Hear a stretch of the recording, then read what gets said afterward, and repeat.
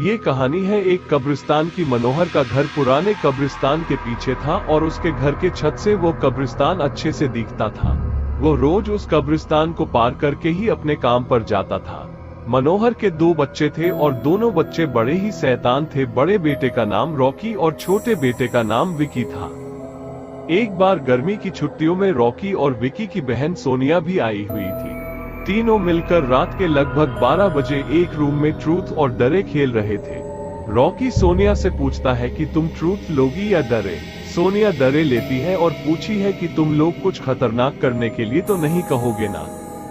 Rocky, ये हुई ना बात, तो जाओ अब छत पर से घूम करके आओ और छत पर रखे गमले में से फूल तोड़कर लाना होगा, तभी हमें पता चलेगा कि तुम छत पर से आई हो। सोनिया, छत पर से तो कब्रिस्तान दिखता है।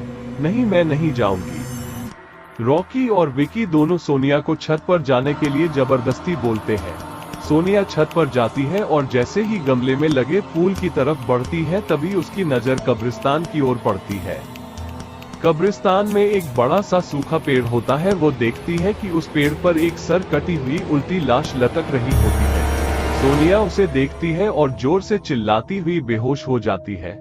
फिर जब सोनिया बहुत देर तक छत पर से नहीं लौटती है तो रॉकी और विकी दोनों डर जाते हैं और वो छत पर जा करके देखते हैं तो पाते हैं कि सोनिया बेहोश पड़ी है। वो तुरंत मनोहर को बुलाते हैं और सारी बात बताते हैं।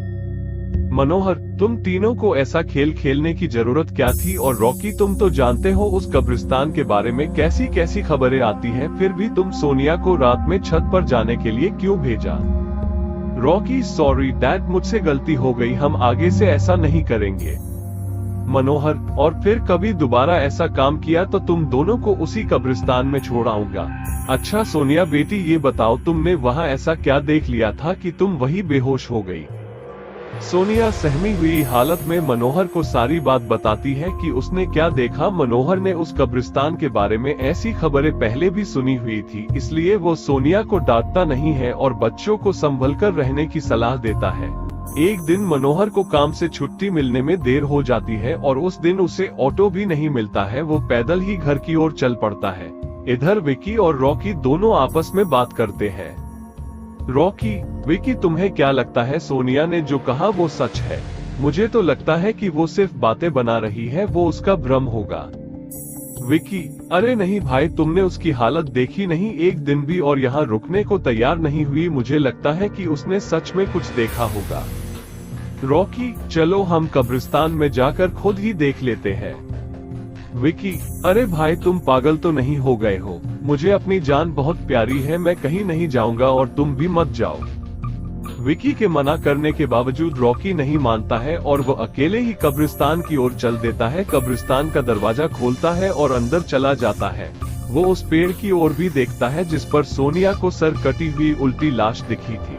रॉकी खड़े होकर उस पेड़ की ओर देखता है, तभी एक अदृश्य हाथ उसके पैरों को पकड़ लेता है। रॉकी डर जाता है और जोरों से चिल्लाने लगता है, बचाओ बचाओ, छोड़ दो मुझे, मुझसे गलती हो गई, मैं फिर कभी यहाँ दोबारा नहीं आऊंगा। दूसरे कोने पर एक कब्र होती है जो कि खुली हुई होती है, उसके ऊपर खून लगा हुआ होता है। वो अदृश्य हाथ रॉकी को खींचकर लाते हैं और उस कब्र में धकेलने की कोशिश करने लगते हैं। रॉकी चिल्लाता है, छोड़ दो, मुझसे गलती हो गई, मैं फिर यहाँ कभी नहीं आऊंगा, मुझे मत मारो, मुझे जाने दो। मनोहर काम से पैदल घर पहुँचने वाला ही होता है। जैसे ही वो कब्रिस्तान से गुजरता है उसे रॉकी की आवाज सुनाई देती है। मनोहर, ये क्या? ये तो रॉकी की आवाज लगती है, ये तो कब्रिस्तान से आ रही है, मुझे जा करके देखना चाहिए। मनोहर कब्रिस्तान में चारों ओर देखता है लेकिन रॉकी कहीं नहीं दिखाई देता है।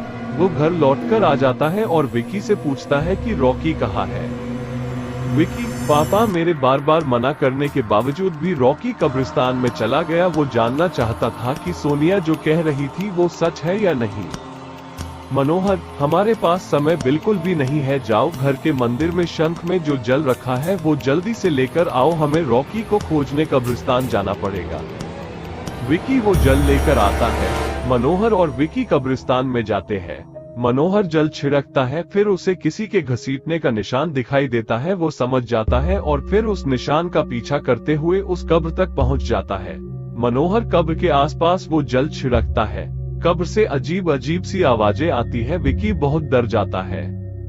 मनोहर, मुझे लगता है कि श्रापित प्रेत आत्माओं ने रॉकी को इस कब्र के अंदर कैद कर लिया है। हमें जल्द ही इसे निकलना होगा। तुम ये पवित्र जल आसपास छिड़कते रहो, इससे हमें वो प्रेत आत्माएं कोई नुकसान नहीं पहुंचा पाएंगी। मैं कब्र को खोलने की कोशिश करता हूँ।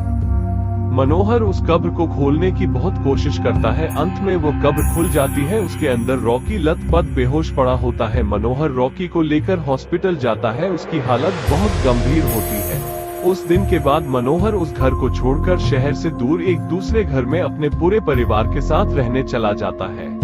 ये कहानी आपको कैसी लगी कमेंट में बताएं और हमारी YouTube चैनल को सब्सक्राइब कर ले।